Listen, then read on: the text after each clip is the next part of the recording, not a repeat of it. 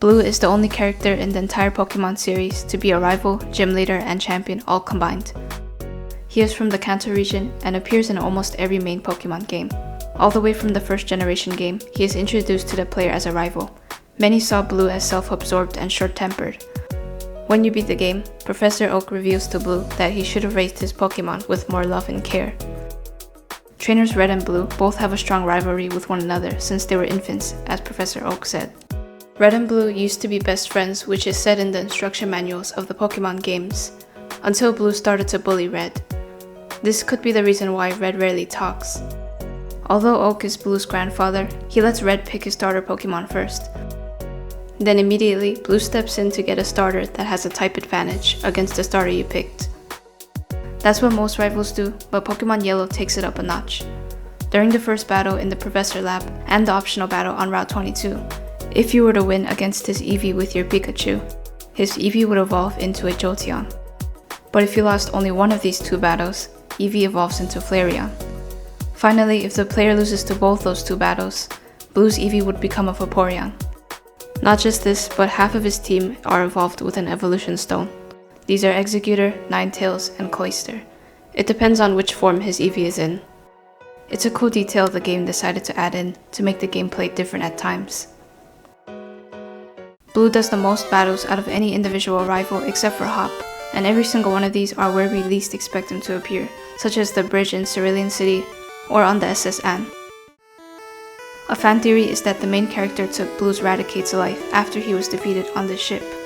This is from him having a Raticate initially in this battle, but later it seems to be gone at the party.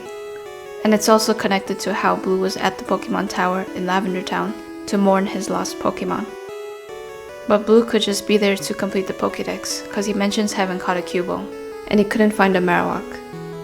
And the Rattata we always saw in his team is not the same Raticate, cause Rattata needs to be level 20 to evolve, yet his Raticate was level 16. This leads us to think that there are more Pokemon in Blue's team that aren't seen, and he trades his Kadabra in order to evolve it to Alakazam. So Raticate was either in the PC box or traded with. Although he did become champion in the Kanto region, he was defeated by Red.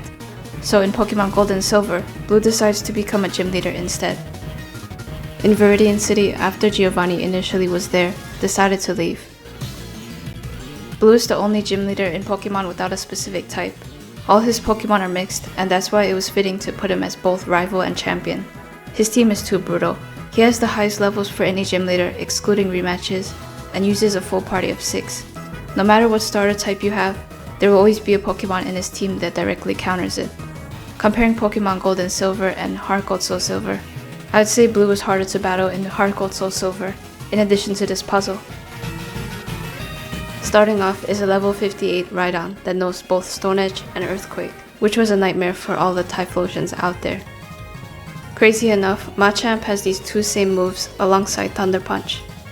Then there's just Arcanine using Dragon Pulse. I like how his gym badge is called the Earth Badge, as if our Pokemon just took on the world.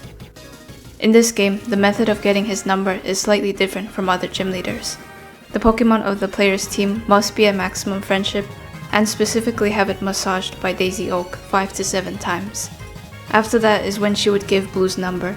He could be called for rematches on Sunday night at the Fighting Dojo, where a lot of other gym leaders are too. In Pokemon Black and White 2, Blue is in the Champions Tournament while Giovanni is a Kanto gym leader. Blue does not appear in Pokemon X and Y, but is mentioned by a woman in the Pokemon Center in Lumiose City, and this was specifically in the Magenta Plaza. She says that Blue traveled to the Kalos region to study abroad. In the anime, Gary Oak was a counterpart for Blue.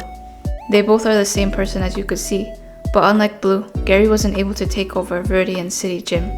He decided to become a Pokemon researcher instead, alongside his grandfather. A little nice manga scene was when a bug catcher met Blue in Viridian Forest, and was taught by him that Pokemon have feelings too.